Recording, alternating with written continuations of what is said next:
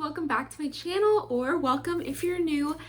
This is a brand new little series I want to do, and I'm gonna call it Disney Ranked. Has a title, it's official. And this is gonna be a little mini series where I take each park and I rank all of the rides based off of my opinion. Obviously, there's no actual right or wrong. This is just my opinion, how I feel about the rides as somebody that goes to the parks all the time and has ridden all of the rides pretty much hundreds of times. I think it's easy. I think I could say hundreds of times. I think that's a fair number. Hi! And if you guys don't know, when I'm filming, I don't really film a lot of videos at home. I usually film videos in the parks, but I have a little friend. He is a 1-year-old Yorkie, and his name is Flynn. And if you hear barking or whining or crying, this is the little guy that you're hearing. Say hi. Say hi to the peoples. Hello. Hello.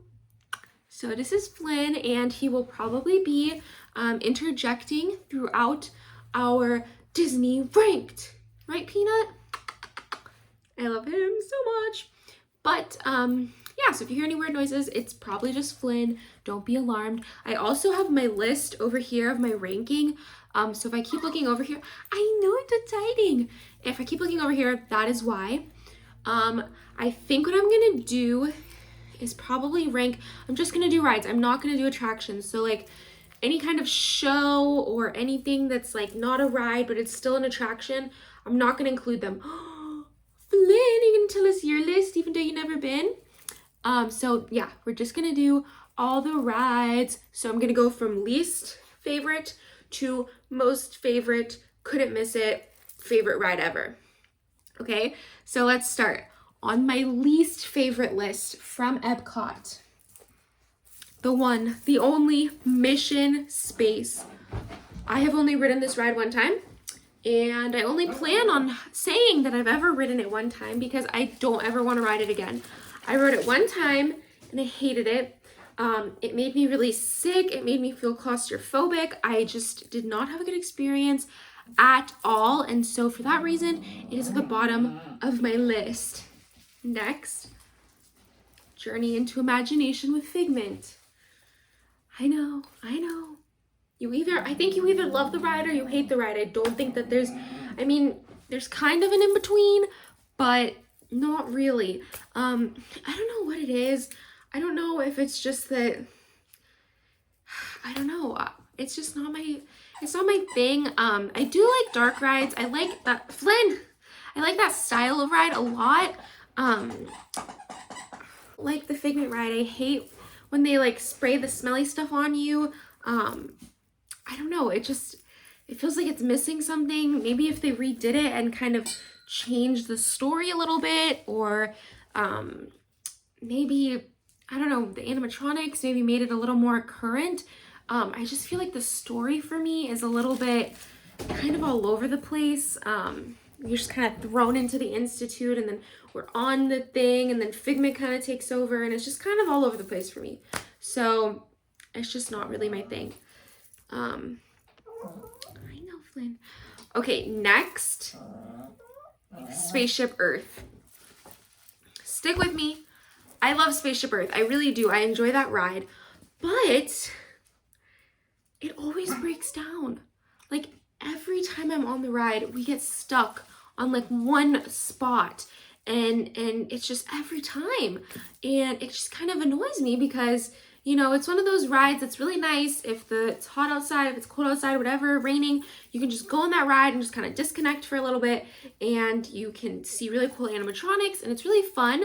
But I just hate always stopping, and then it just kind of kills it for me. Like when you're going and you stop, and then you're going and then you stop, it just kind of kills it. So with that said, they are doing a refurbishment, I believe, sometime over the summer. I'm not sure when they're starting, but they're doing a refurbishment. I hope that this refurbishment will not change the nature of the ride, but it will kind of maybe make it run more efficiently. I don't know. I don't know if that's it's a complicated ride, I guess. Everybody kind of moving, since it's one of those, you know, it constantly keeps moving. It doesn't really stop. So anytime that they do have to stop it, it stops the whole ride. But yeah, it's just kind of, it gets me, but I do love the ride. It's just kind of one of those things where it's like, I don't know. All right, my next ride is Living with the Land. I love this ride. It's so fun. It never gets old for me personally. And I love how they are always constantly changing the actual like agricultural section of it, and they're always adding, like, if there's a festival going on, or if there's holidays, like they'll add holiday lights, or they'll add food and wine stuff, or festival of the arts. Literally everything. They always add little changes, and they plant flowers, and it's just so pretty, and it's so fun. And that's kind of a nostalgic one for me. I think a lot of these rankings also will have to do with maybe when you rode the rides, who you rode the rides with, if you went to Disney when you were little versus if you went to Disney for the first time when you were older. I think my Magic Kingdom one will be a lot more based off of nostalgia than just simply like the actual ride. So yeah. Next, we have The Seas with Nemo. And this one I kind of went back and forth. Sorry, I'm throwing Flynn's little pineapple toy, so keep seeing me like bend over and stuff. I just, this is the only way we can get this filmed, is if Flynn is playing and I am entertaining him still. Nemo and Friends. This one I love because, okay, so it was tied with Living with the Land for me, because I would probably rather, objectively speaking, I'd probably rather ride Living with the Land before I ride Nemo. However, I love when you're riding Nemo and you come off to like the last scene, and then you can see the divers and the fish and the like wildlife and all of that. Wildlife, sea life. There's not a safari at the end of it. It is an aquarium. I love it. It's cool to me. It's kind of unique. There's not really many rides that incorporate living animals, and other than, you know, obviously if you go to Animal Kingdom, you can do the safari, but that part's kind of cool to me. So I think that's why those are tied, but for coolness factor, just, you know, slightly a little bit, I do enjoy seeing the sharks and the fish and people diving, and sometimes they make little Mickeys out of rocks, and I'm a sucker for all of that, which with Living with the Land, that's what I also like. I like how much variation there is in that one. But yeah, those are kind of tied for me. Next up, we have Soarin'. This one is another really, really fun ride. I do miss when it used to be Soarin' over California, I think it was called. Now it's Soarin' over the world. But it's a fun ride. It has the nice scenes and the smells and all the things. I love it. I think it's a good ride because it's not a thrill ride, but it's a fun experience. And it's a ride that everyone, I mean, I know there's a height requirement, but most everyone can ride it, and you're not going to get motion sick. At least for me, there's a lot of rides that I get very motion sick on, and I have to be kind of careful. But this one, it does not affect me. I don't know if it's the way that the screen is or what it is, but that ride doesn't really affect me very much. So I like that I can ride, you know, a simulator ride and then not feel sick. And I like that you can enjoy that ride, Flinny, that you can enjoy that ride with your family, and it's fun. Okay, the next ride is the Frozen ride, and I love this ride so much. I never get tired of it. I think it's so fun. I love hearing the music. I love the parts. Like, just each scene is just so fun. I love seeing Olaf, and then just the whole Elsa scene where you go backwards, and it's just so exciting, and it feels like you're in the movie. And I just love it. My only complaint about this ride is the line, the queue area. It's beautifully decorated. They did an incredible job. It's very detailed. I love all the decorations and stuff, but that, you know, the scale of the ride and how many people ride the ride and how many people want to ride the ride, the loading area was not built for that kind of, for that volume of people. It's just not. I mean, if you think about Pirates, that's a similar boat ride. Just the loading process at Pirates, it goes so much faster. They have more areas, and they split it up in a more efficient way. You know, with Frozen, there's one loading area and one exit. So literally one group is getting on and one group is getting off, and that's as fast as you can do it. So even if there's not a lot of people in line, it still just takes a long time because you have to wait for that one, you know, it's just kind of a slower process. So that can be kind of frustrating at times. However, once you're on it, it's so fun. It's just it's a good time. Okay, next, test track. Yes, test track. Funny story about test track. I don't think I rode test track until I was like 17 or maybe 18 for the first time. It was one of those rides that I just kind of always was intimidated by. I used to be really, really scared of roller coasters. I still am scared of roller coasters, but I'm willing to entertain the thought of riding a roller coaster more. I kind of broke out of my fear, my fear when I would go to Universal a lot because they have a lot of bigger rides. So I'm pretty much good with everything at Disney, other than one, but we'll get into that when we talk about that park ranked. But this ride, I was scared to ride it. I thought it went like 100 miles an hour, something crazy. But it's fun. It's a good time. I don't enjoy the first part that much just because it can be kind of jerky.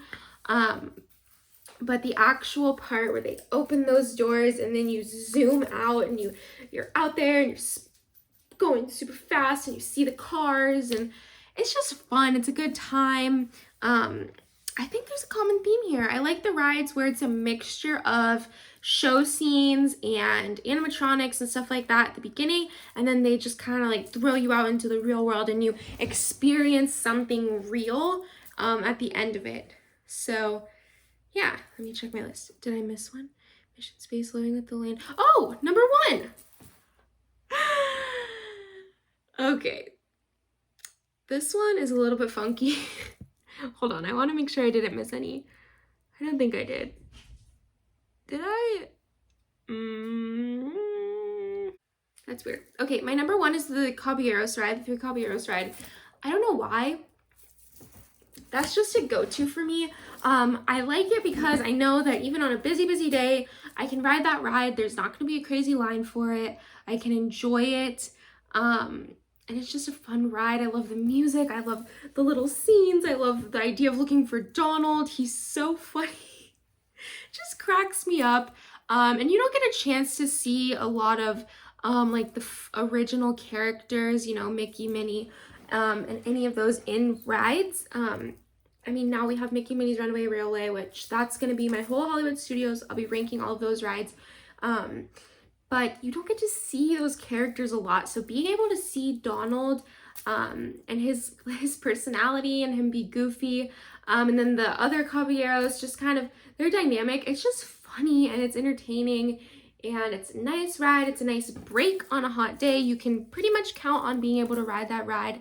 Even on a super busy day, you're probably gonna get in. Even if you have to wait like 20 minutes, it's not bad. It's indoors.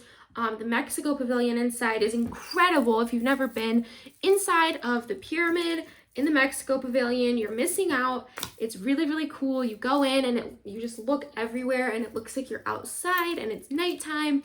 They have a restaurant in the back. It's just purely magical and incredible and I love it. And so yeah, that's probably why. I think for me, a ride is not just about the thrill of it or how long the ride is.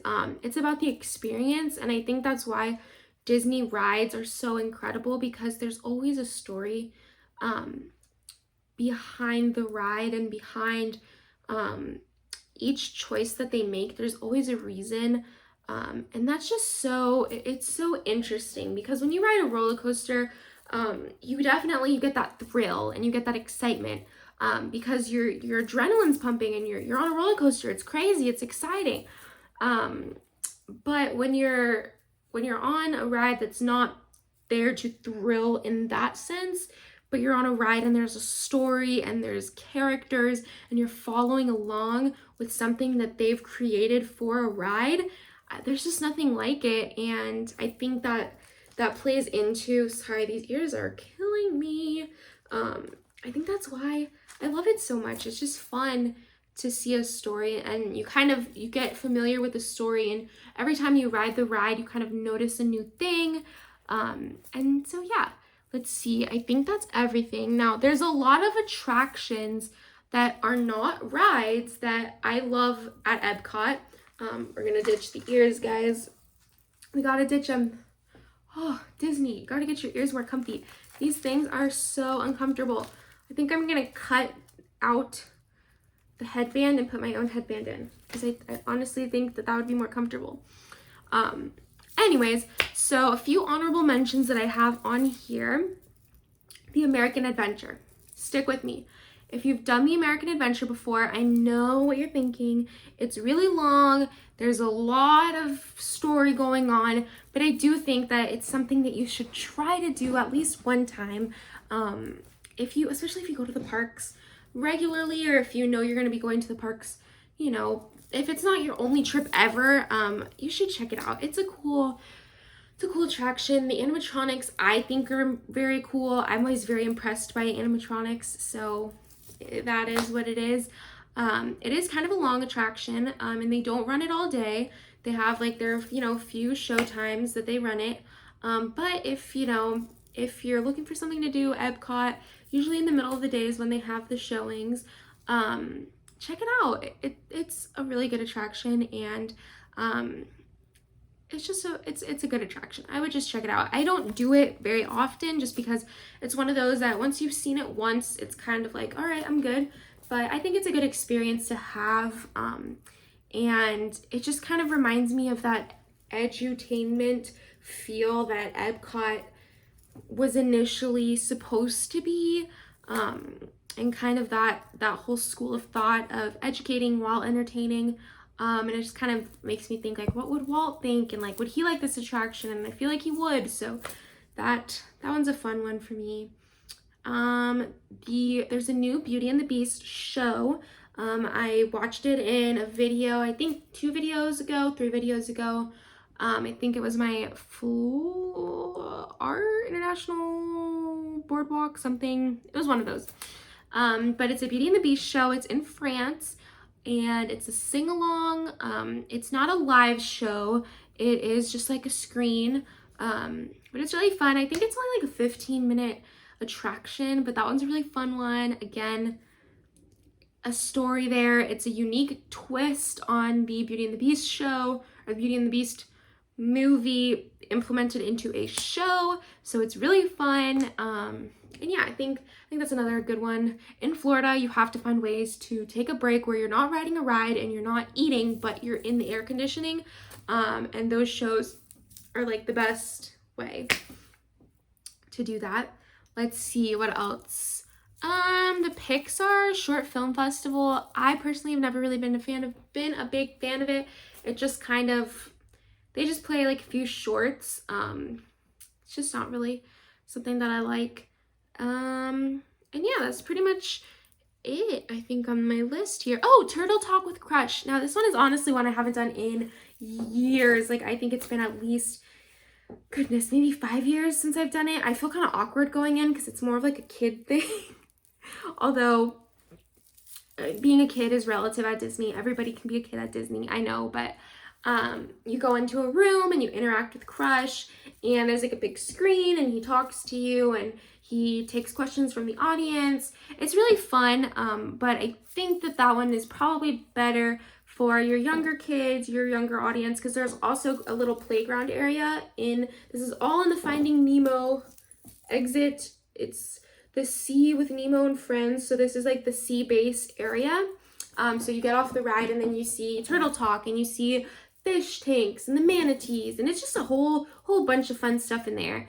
But yeah, that one's a really fun one. I haven't done it in a while, so I don't know too much about it. I just remember that when I would go, it was, there's some benches, and then there's areas for people, little kids to sit in the front, and then it's just kind of, you hang out with Crush, and you talk to him for like 20 minutes, I think. And it's really fun. Let's see, did I skip any honorary mentions? House of the Whispering Willows. I don't know what that, I'm going off of a list I found online that has like all of the Epcot attractions and rides, but it has some old ones on here. So I'm reading them and I'm kind of like, huh, like the American Heritage Gallery. I guess that would be inside of the show building for the American Adventure. The Gallery of Arts and History. I don't even know where that is. The House of Whispering Willows. Impressions de France. That is what has been since removed, and that's where the Beauty and the Beast show is. Oh, Canada. They changed that. I haven't done it yet, but they have a new show pavilion, so I don't know about that one yet. I can't talk about that one. The Advanced Training Lab. I don't think that's a gone thing. Circle of Life is gone. It's been replaced by another show. So a lot of the shows are changing and they're updating Epcot. I mean, Epcot is under a lot of construction right now.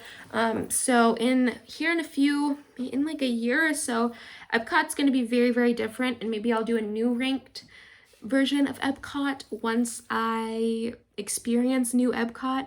I'm a big Epcot fan. It's my favorite park. They have my back.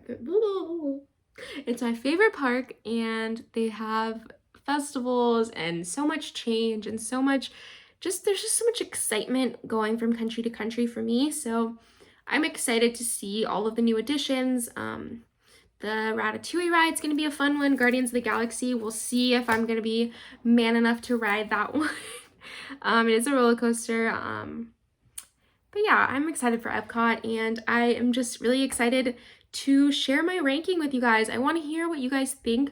If you agree with me, if you disagree with me, if I forgot any rides. I tried really hard to like follow my list, but things happen and sometimes you forget stuff.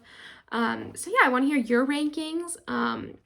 Maybe like your favorite ride and your least favorite ride. You could put those in the comments and we could chat about that. I always love to hear people's favorite rides and least favorite rides, because literally there's like anything could be anyone's favorite ride, and it's always interesting to hear the why behind it and the story behind it.